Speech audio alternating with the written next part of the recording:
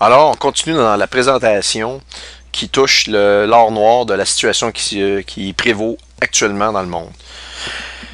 Je vous ai parlé que c'était pas chose simple d'arrêter la production de pétrole comme on le veut, comme en mettant sa main sur un interrupteur. On ferme, on ouvre la lumière qu'on a dans une salle de notre demeure.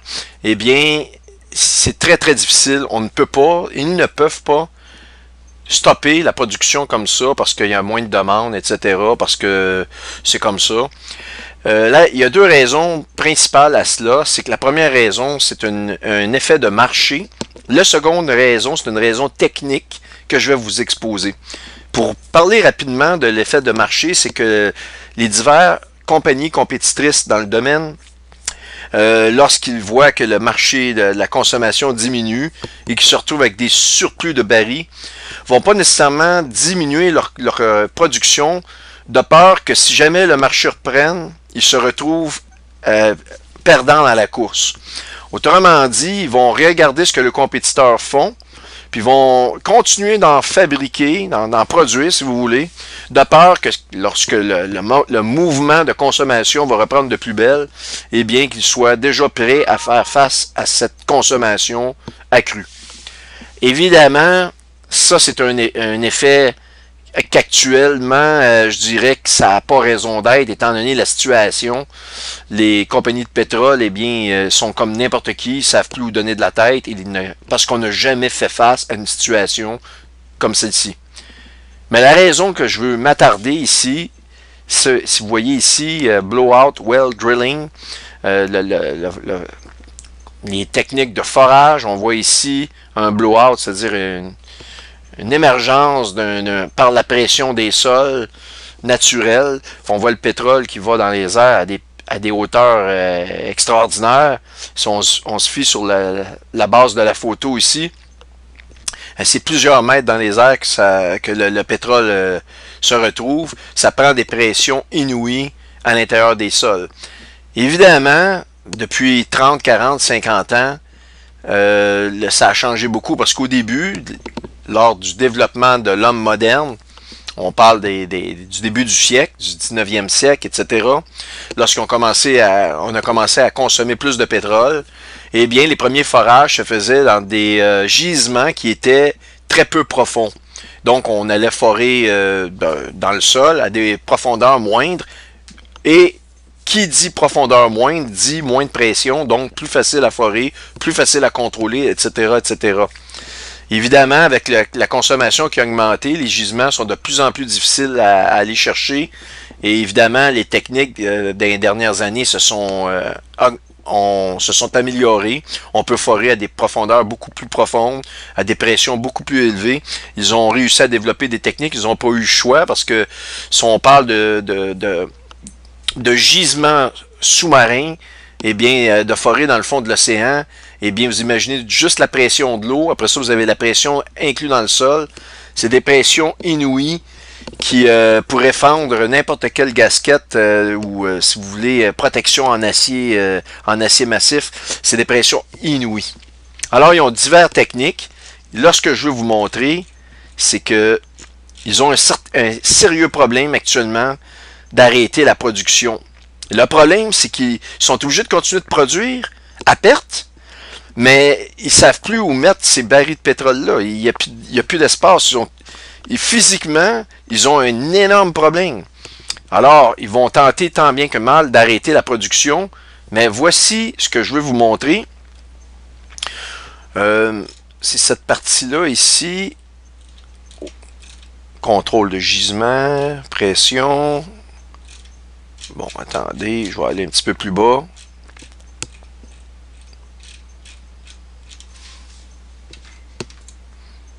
Bon, le voici ici, Formation Kick. Ça, c'est un phénomène. J'ai pris cette partie-là ici, de texte que je viens d'assurer en bleu, et je l'ai mis je l'ai mis en français, et ne m'en veuillez pas si vous trouvez des fautes d'orthographe. J'ai absolument pas le temps de commencer à vérifier l'orthographe. Si je commence à faire ça, j'aurais pas fini avant au moins un an de vous présenter ce que j'ai à vous présenter. Et c'est l'urgence de la situation là, qui me qui est ma motivation actuellement. Donc, phénomène de kick en forage pétrolier.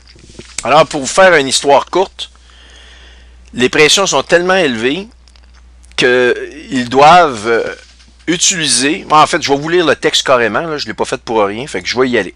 Les pressions des fluides de fond de puits sont contrôlées par des puits modernes grâce à l'équilibrage, ils appellent ça eux autres la balance, de la pression hydrostatique fournie par des colonnes de boue ou une colonne de boue.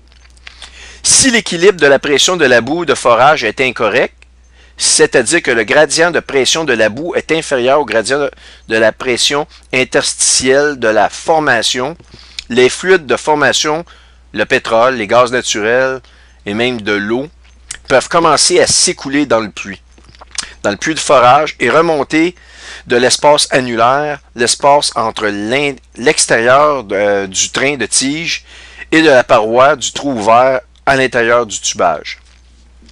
Et ou à l'intérieur de la tige de forage. Autrement dit, là, pour faire ça une histoire bien courte, vous allez me dire, je ne suis pas sûr de comprendre. Vous n'avez pas besoin de comprendre, à part justement que ça vous démontre que c'est quand même technique. Moi, je pourrais passer des heures juste à vous expliquer comment ça fonctionne, en vous montrant des dessins. Mais mon but, c'est pas que vous compreniez ça, c'est que vous compreniez que c'est compliqué, puis qu'ils peuvent pas arrêter ça comme ils veulent. Et là, le Seigneur, dans sa sagesse, savait très bien que c'était un plan tellement parfait qu'ils ne peuvent plus reculer. Alors ici, on assiste, je vous annonce qu'on assiste à une situation irréversible. Et là, c'est pas qu'ils peuvent mettre de l'argent pour faire tenir l'économie, etc. C'est la guerre qui nous pend au nez, c'est la guerre prophétisée dans la Bible, d'Isaïe 17, Daniel 8. Alors, je continue. Donc, vous n'êtes pas obligé de vous casser la tête à essayer de comprendre ce que je vous lis là, mais c'est juste vous donner un peu d'information. Retenez l'information qui est le phénomène de kick en forage. OK? Ceci est communément appelé un kick. Donc, lorsque vous ne pouvez pas contrôler votre pression, il y a un déséquilibre, vous avez des fuites incontrôlées, et ils appellent ça un kick. Idéalement, les barrières mécaniques telles que les obturateurs anti-éruption peuvent être fermées pour isoler le puits, tandis que l'équilibre hydrostatique est rétabli grâce à la circulation des fluides dans le puits. Mais si le puits n'est pas fermé, terme commun pour la fermeture de l'obturateur anti-éruption, un kick peut rapidement dégénérer en éruption lorsque les fluides de formation atteignent la surface.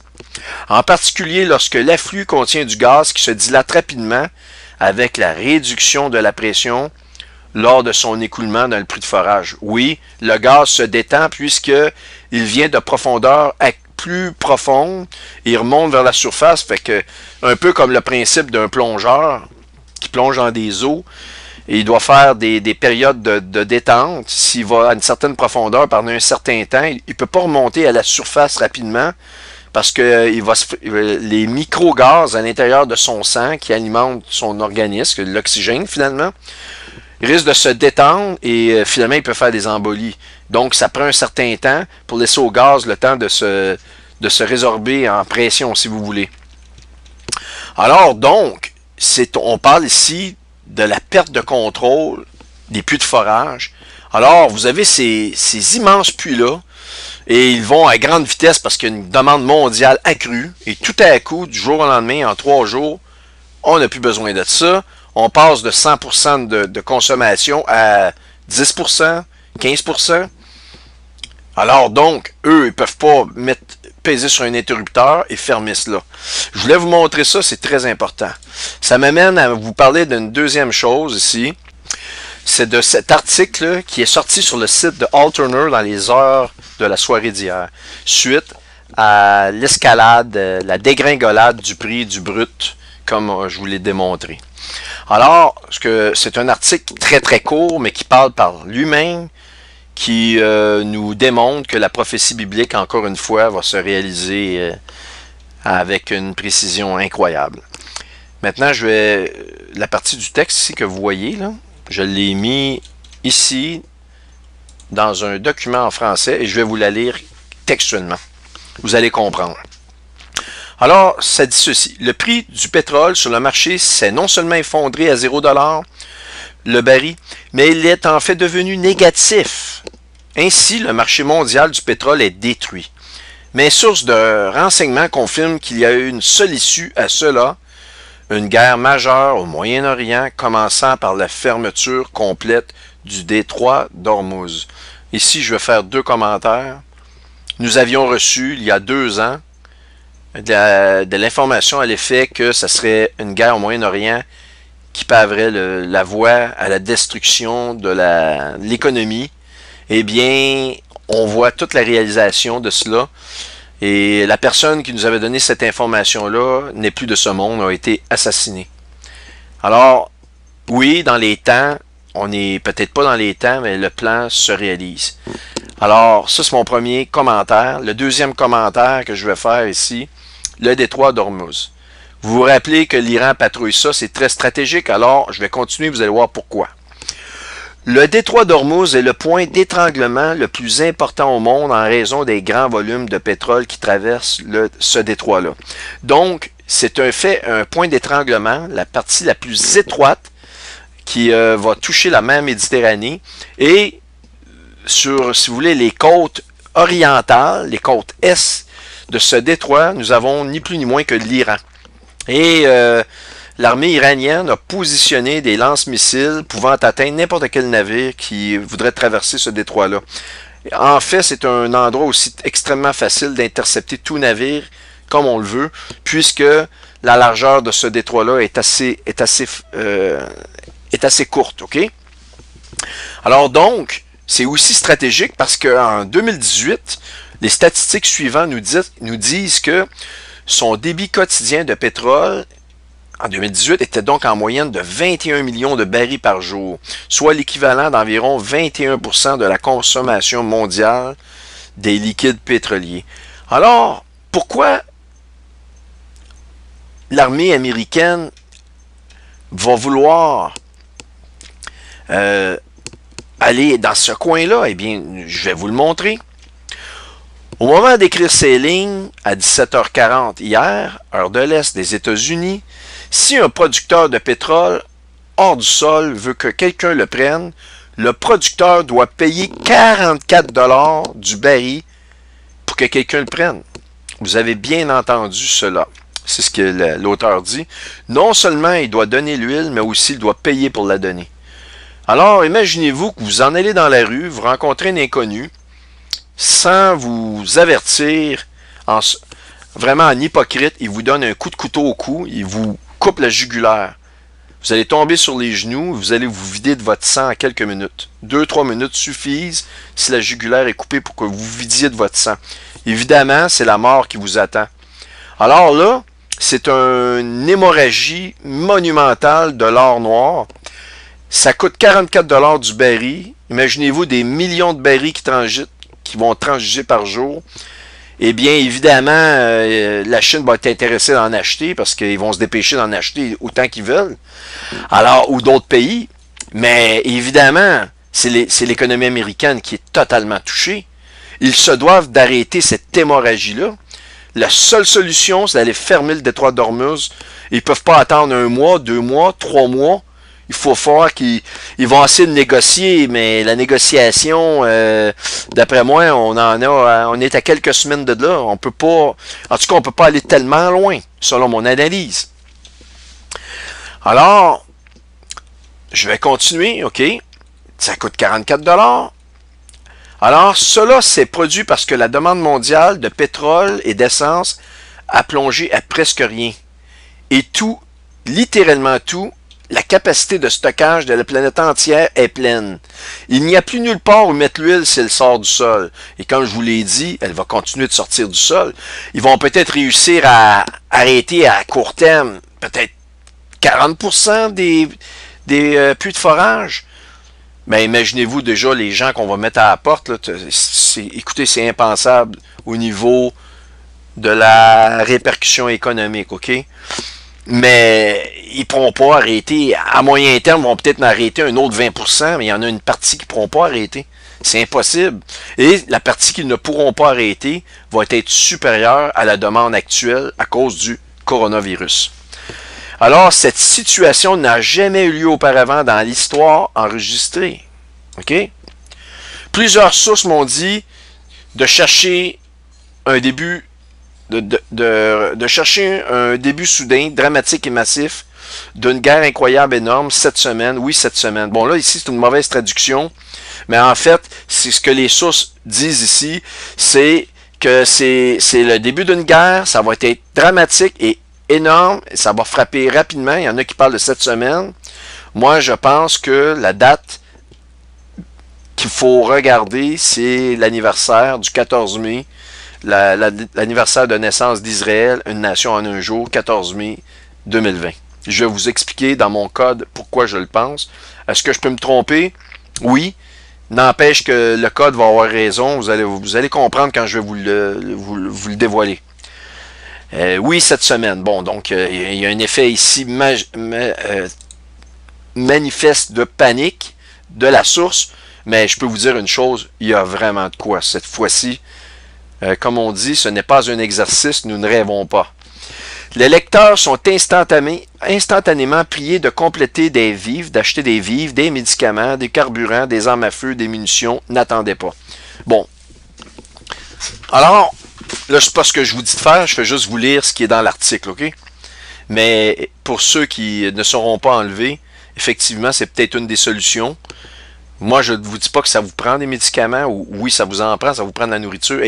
Faites ce que vous pouvez, mais de toute manière, ce qui s'en vient, c'est tellement gros. Même si vous avez de l'or chez vous, comme j'ai déjà expliqué, ça ne servira à rien. Personne ne va y échapper à ce qui vient.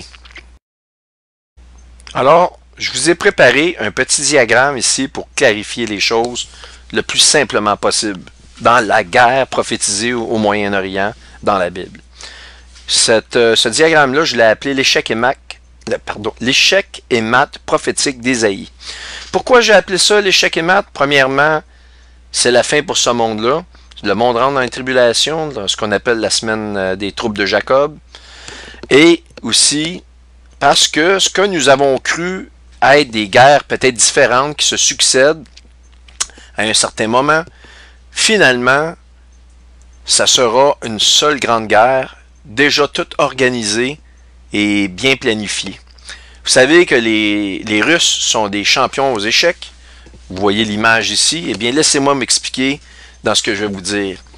À la lumière de ce que je vous ai montré sur la guerre du pétrole, causée par le fameux virus, et c'est une escalade incroyable qu'on assiste là, eh bien, ça vient d'ouvrir la voie aux prophéties Daniel 8, Isaïe 17, Amos 1, Ézéchiel 38-39.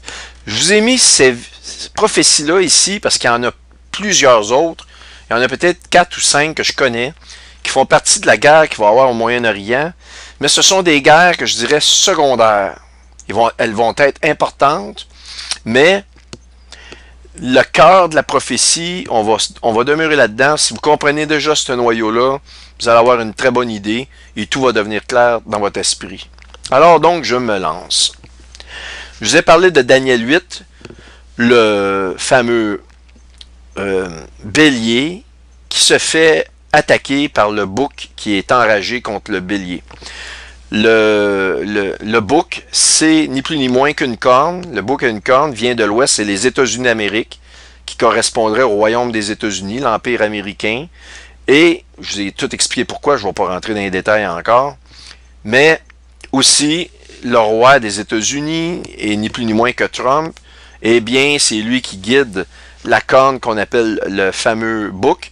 Le bélier, lui, le bélier a 2 cornes, dont le chef spirituel de l'Iran, et l'autre, c'est le chef, si vous voulez, le président de l'Iran.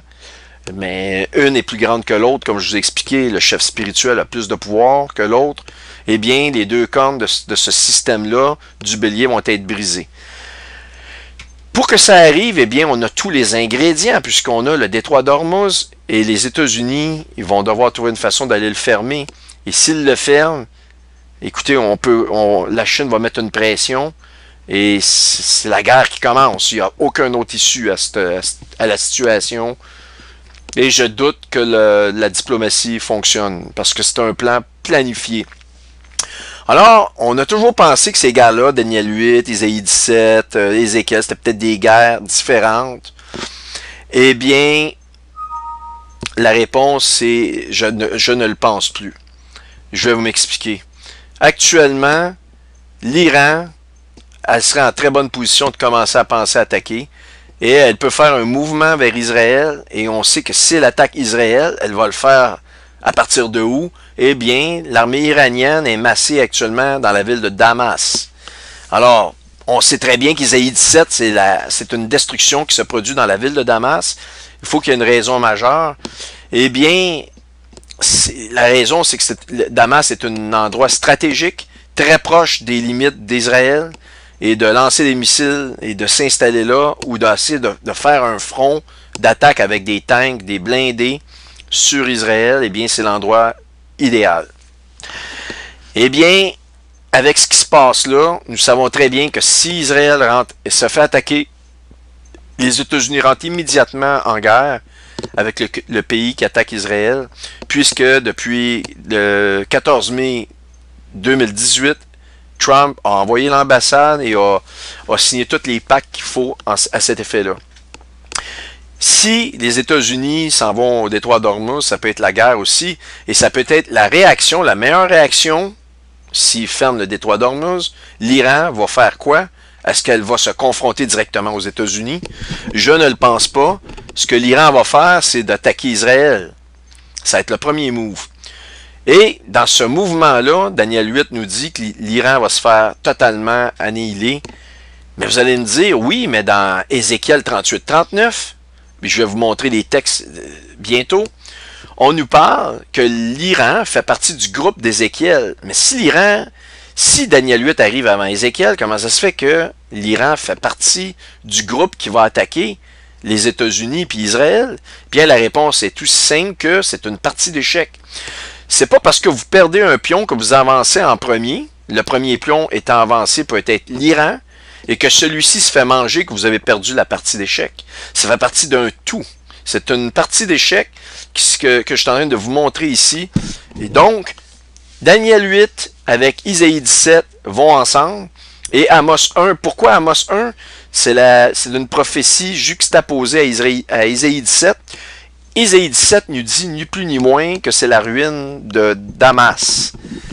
Mais dans Amos 1, on nous donne un événement majeur qui semble être la détonation d'un type de bombe extrêmement puissant, voire une bombe nucléaire, peut-être une bombe à neutrons, pour ne pas qu'il y ait de retombées radioactives, parce que c'est très très proche d'Israël. On s'entend qu'ils ne peuvent pas envoyer une bombe conventionnelle. Les retombées radioactives détruiraient leur propre peuple. Mais, je ne veux pas rentrer dans ces détails-là, mais on parle d'un événement majeur, sans précédent, duquel vous allez vous réveiller un jour et on va vous annoncer, ça va être partout dans les radios, on va lâcher le COVID-19 pour se concentrer là-dessus, parce que la Bible nous dit que tous verront la gloire, que c'est les fils de Jacob qui ont fait cet acte-là.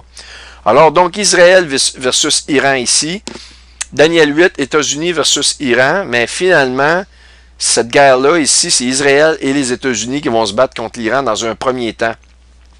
Immédiatement, en enchaînement à cela, il va y avoir une réaction ici dans Ézéchiel 38-39 qui est Gog et Magog. Et il y a deux étapes. Premièrement, la Russie, assistée de la Chine et de grandes puissances, vont aller, dans un premier pas, détruire les États-Unis. Alors, on sait que dans Daniel 8, la grande corne du bouc se fait détruire. Eh bien, on voit ici la relation. Ézéchiel 38 nous parle de la destruction de la Babylone, qui est les États-Unis. Et pourquoi qu'elle se doit de faire ça avant d'aller attaquer dans une deuxième étape Israël? Eh bien, premièrement, parce que ils savent très bien que s'ils attaquent Israël, ils vont avoir les États-Unis. Alors, tu te dois de te débarrasser de la première puissance mondiale militaire, sinon tu as un sérieux problème. Et est-ce que tu vas attaquer en déclarant la guerre aux États-Unis d'avance? Eh bien, la réponse est non. Et là, tu vas attendre que cette puissance-là soit blessée ou affaiblie avant de l'attaquer. Eh bien, nous l'avons, la situation, puisque leur économie est maintenant totalement en déroute. Alors, c'est le meilleur temps d'attaquer. Puis là, je ne vous dis pas qu'ils vont attaquer demain. Comme Al Turner, le contact déclare que ça serait peut-être même cette semaine. Moi, je pense que ça va se faire à partir de la date de l'anniversaire d'Israël. Je vais vous expliquer pourquoi un peu plus tard. Maintenant, regardons ce que je vous parle ici, dans Ézéchiel 38, la parole de l'Éternel me fut adressée en ces mots. Fils de l'homme, tourne ta face vers Gog, au pays de Magog, vers le prince de Roche, de Méchec, de Tubal, et prophétise contre lui. Ici, première note, le prince. Pourquoi on ne dit pas un roi? Parce que Poutine, vous savez, c'est considéré comme le roi, c'est le dirigeant de la Russie. Eh bien, je pense que la réponse, c'est à cause que le prince, celui qui a tiré les ficelles, c'est ni l'autre que Barack Obama, qui a, via Mme Clinton, donné la technologie des moteurs hypersoniques qui vont favoriser la destruction rapide des États-Unis sans que celle-ci puisse se défendre. Ils ont toute cette technologie dans les mains. Je veux juste vous faire un rappel, j'en ai montré, j'en ai donné des preuves, on ne va pas revenir là-dessus, mais je voulais vous mentionner Prince, parce que normalement c'est le roi. Alors il y a quelqu'un qui tire les ficelles, parce que c'est pas nécessairement le roi de Magog ici. Donc, cette note-là étant faite, on continue, tu diras, ainsi parle le Seigneur, l'Éternel, voici j'en veux à toi Gog, prince de Roche, Méchec et Tubal. Je t'entraînerai, je mettrai une boucle à tes mâchoires, je te ferai sortir toi et toutes tes armées, chevaux et cavaliers, tous vêtus magnifiquement, troupes nombreuses portant le grand et le petit bouclier, tous maniant l'épée. Et avec eux ceux de la Perse. Donc vous voyez, ils sont mentionnés, mais c'est parce que, ni plus ni moins, Daniel 8 et Isaïe 17 font partie de la guerre de Gog et Magog, puisque, comme je vous l'ai montré, il s'agit de le début d'une partie d'échecs qui est une grande guerre, dans laquelle l'étape numéro 1, c'est l'Iran qui va rentrer en action, si vous voulez.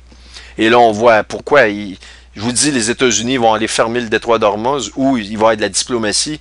Puis je vois pas comment la diplomatie peut régler le problème actuellement. OK? Donc, on retourne ici.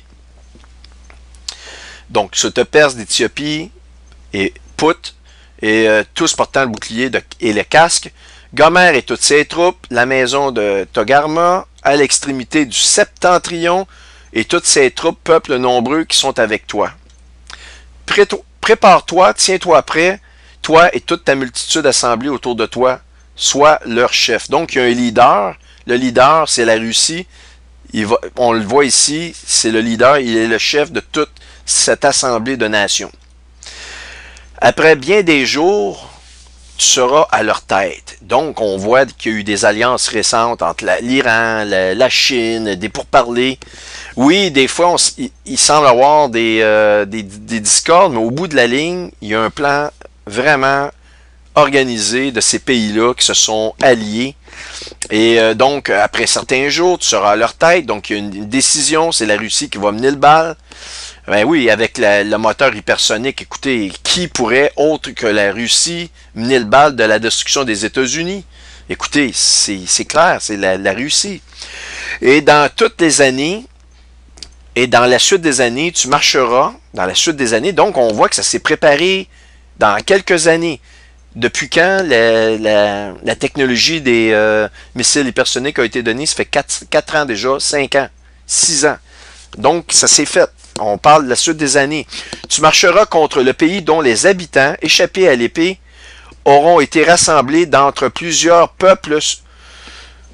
OK? D'entre les plusieurs peuples. Quel pays a été fondé du rassemblement de plusieurs peuples dans le monde? Eh bien, ce sont les États-Unis d'Amérique. Et sur les montagnes d'Israël, longtemps désertes. Donc, ce rassemblement, la fondation de ce pays-là, s'est faite au moment où Israël n'était pas encore un pays. Alors, la fondation des États-Unis, OK, s'est faite en 1776, plusieurs années avant 1948.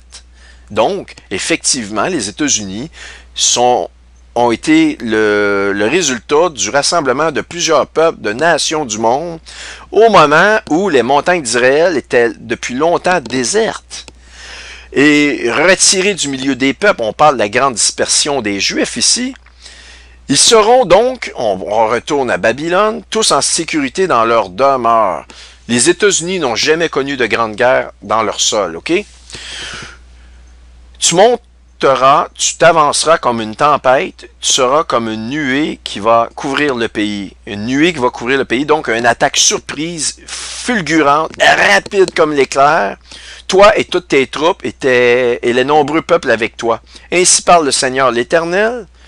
Ici, quand je parle d'attaque rapide, les moteurs hypersoniques, la technologie hypersonique va permettre effectivement de réaliser une attaque surprise rapide, sans bavure et extrêmement décisive, ok? En ce jour-là, des pensées s'élèveront dans ton cœur et tu formeras de mauvais desseins. Tu diras, comme en secret, je monterai contre un pays ouvert. Un pays ouvert. Ok? Je fondrai sur des hommes tranquilles, en sécurité dans leur demeure, tous dans des habitations sans murailles, n'ayant ni verrou ni porte. Alors, n'est-ce pas le grand débat du premier mandat de Trump de faire une muraille et de sécuriser ce pays-là des États-Unis d'Amérique? Vous avez tout ici, tout est écrit. Et j'irai faire du butin et me livrer au pillage, porter la main sur les ruines maintenant habitées. Sur un peuple recueilli du milieu des nations, on le confirme encore, vous savez pas mieux que les États-Unis d'Amérique qui confirment ça ici, ayant des troupeaux et des propriétés. Alors, si vous voulez voir les premiers Américains arriver, les familles de riches qui possèdent des ranchs et des troupeaux, eh bien, vous avez, c'est le pays des États-Unis, le pâturage. Ils sont le premier pays producteur de pâturage, c'est une des caractéristiques. C'est mentionné dans la Bible pour la Babylone des derniers jours, eh bien, ce sont encore les États-Unis. Pour vous rappeler, il y a un document disponible que Stuart Best a produit en PDF qui est disponible. Vous pouvez écrire ou vérifier.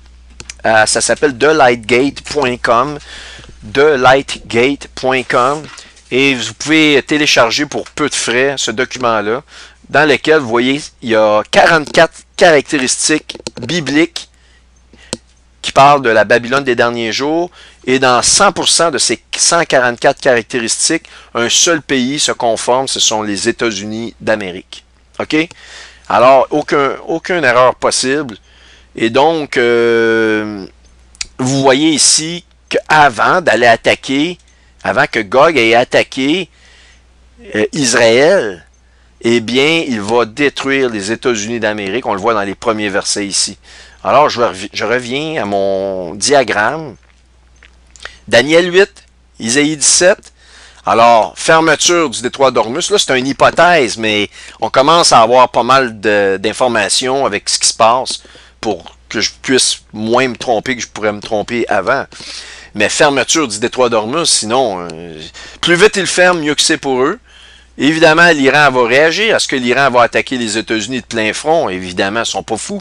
Ils vont s'en prendre à Israël, ils sont positionnés pour ça.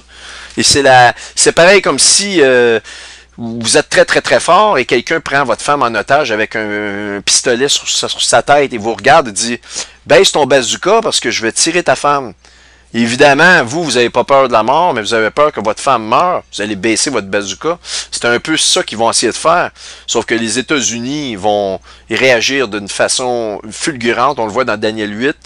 Le bouc s'irrita avec une grande fureur. Il part sans toucher la terre. Et donc, s'il ne touche pas la terre, on parle de missiles cruise, de missiles qui vont être tirés. Et les États-Unis peuvent facilement toucher le cœur de l'Iran. Ce qui est un peu plus difficile pour Israël. Alors, on voit ici la possibilité de ça. C'est le premier coup d'échec. L'Iran va être mis hors jeu, mais la partie n'est pas perdue. Ézéchiel, première étape, destruction des États-Unis. On nous confirme dans Daniel 8, la corne, après avoir mis en échec l'Iran, elle est brisée, duquel va émerger 4 cornes, je vous le rappelle, dans Daniel 8. Et de ces 4 cornes-là, va émerger une petite corne qui pousse vers le midi et qui est en contrôle du royaume des armées célestes. Et quelle est cette petite corne-là? Cette petite corne-là, c'est l'Antéchrist. De cette situation-là va émerger l'Antéchrist. Et donc, deuxième effet, destruction de Gog et Magog, pas destruction, mais attaque par Gog et son groupe contre Israël. Alors, qui va se terminer avec un énorme tremblement de terre dans lequel il va y avoir tellement de cadavres. Ça, vous le savez, Mais voilà, si vous comprenez ça, en tant que chrétien, on devrait voir la destruction de Damas, Daniel 8 se faire, mais nous ne verrons pas la destruction des États-Unis ou la journée qu'ils vont le faire, on est enlevé, on la voit pas. Une autre preuve que les États-Unis ne sont plus dans la deuxième partie d'Ézéchiel, c'est qu'ici, on en parle, on voit la destruction, je viens de vous montrer les textes, mais dans la continuité de la chose, la Babylone n'est plus jamais mentionnée, ni ultérieurement dans la Bible. C'est terminé. La Babylone, c'est fini, on n'en fait plus mention, elle est disparue. Et ça fait du sens. N'importe quel pays intelligent, groupe de pays qui veulent attaquer Israël en ce moment, savent très bien qu'ils doivent se débarrasser des États-Unis, ou sinon, si tu n'as pas la force, reste chez vous, attaque pas Israël, parce que tu vas pas réussir à le faire. Les États-Unis vont protéger. Donc, voilà, ça complète cette facette-là que je voulais vous montrer. À la lumière de tout ce qui se passe, on commence à comprendre encore plus toutes les prophéties. Et attendez de voir le fameux code. Vous allez voir, ça va encore aller plus profondément. Mais soyez assurés que nous y sommes. Moi, je pense qu'il nous reste au maximum quelques mois, voire cet automne, peut-être au maximum. Encore une fois, je peux me tromper, mais je vous le dis, je vais vous le crier. Préparez-vous, nous y sommes.